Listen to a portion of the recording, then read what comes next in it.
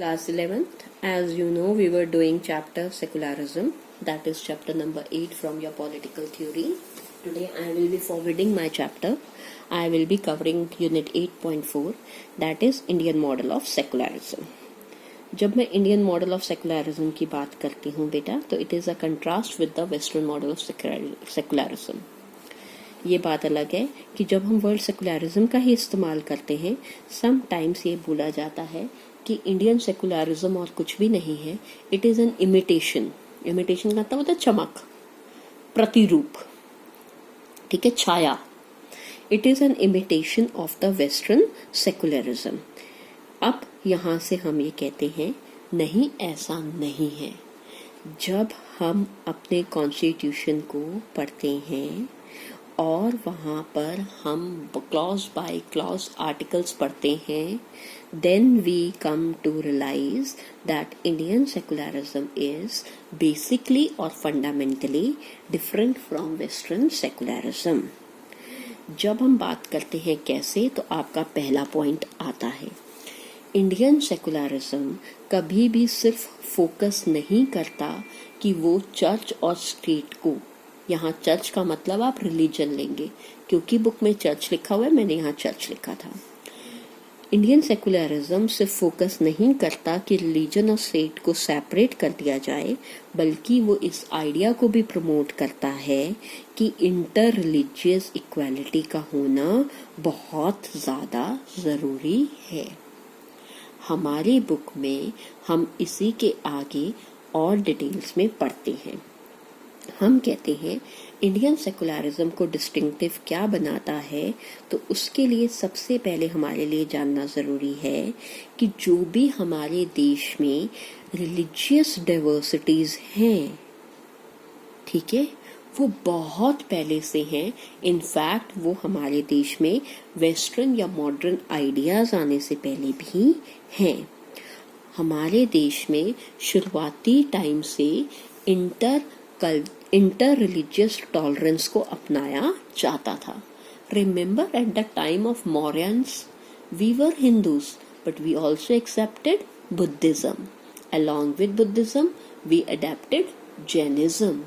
Time के बाद when Muslim communities started coming to our country, we adapted Islam. Mughal सल्तनत and all that जब कब आए, तो अल्टीमेटली हमारे देश में शुरू से ही प्रॉब्लम रही है कि हम कोशिश ये करते आए हैं कि हम कंपैटिबल रह सकें रिलीजियस डोमिनेशन के साथ.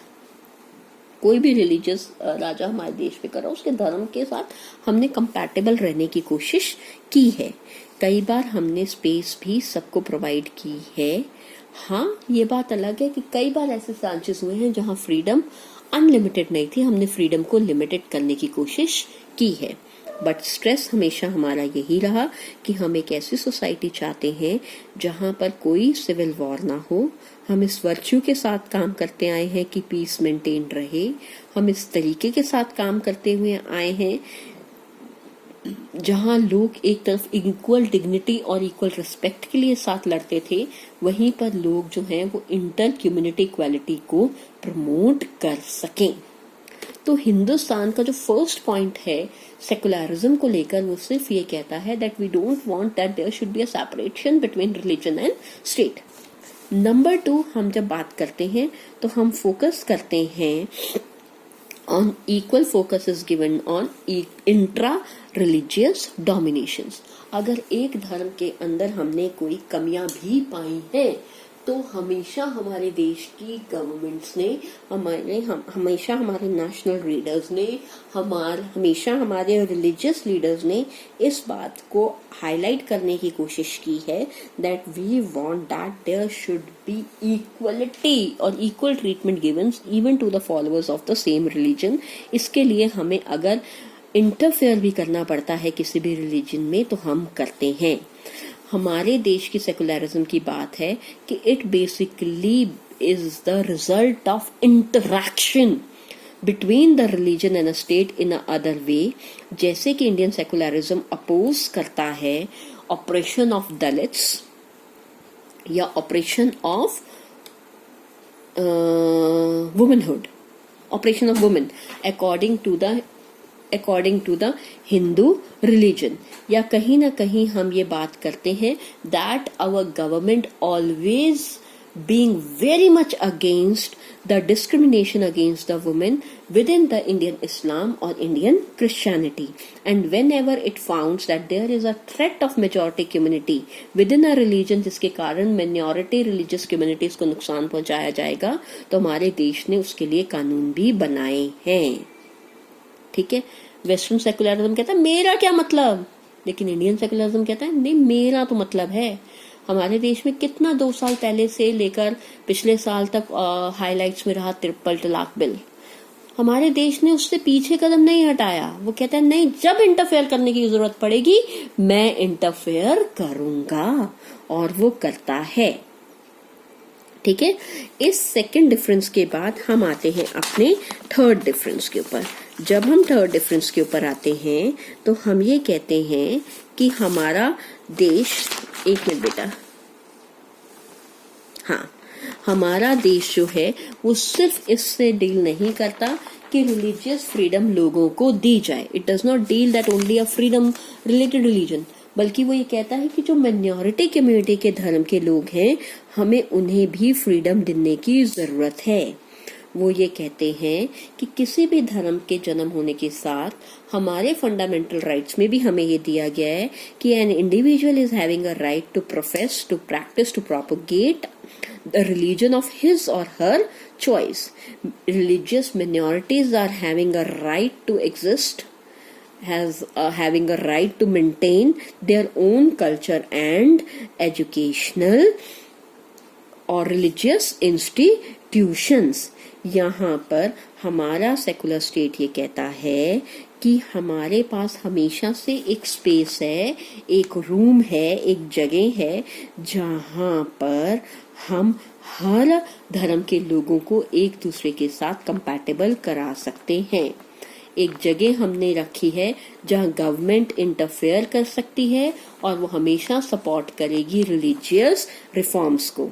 For example, we often talk about ban on untouchability. We often talk about ban on polygamy या चाइल्ड मैरिज को रोकना. हमने हमेशा से एक सोफिस्टिकेटेड पॉलिसी को अपनाया है ताकि हम परस्यू कर सके रिलीजियस इक्वालिटी को. ठीक है.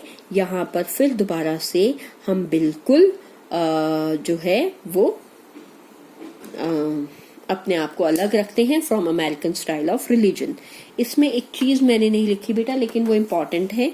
हम ये कहते हैं कि इंडियन स्टेट जो है वो कई बार ये कहता है कि वो उसको अपोज किया जाता है, उसके अगेंस्ट नेगेटिव बोला जाता है कि ये अपोज करता है रिलीजियस ट्रायनी को. ये रिफ्लेक्ट होता है उसके एक्शंस में भी. हमारे कॉन्स्टिट्यूशन में कई बार हम इस पर बात भी करते हैं. हमारे देश में सिर्फ हमने एक फ्रेज कैप्चर कर रखा है that we want to provide equal respect for all the other religions.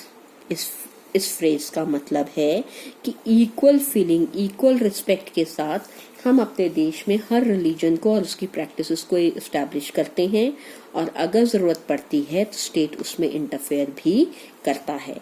Indian secularism allow करता है कि प्रिंसिपल्ड का मतलब होता है सोचा समझा.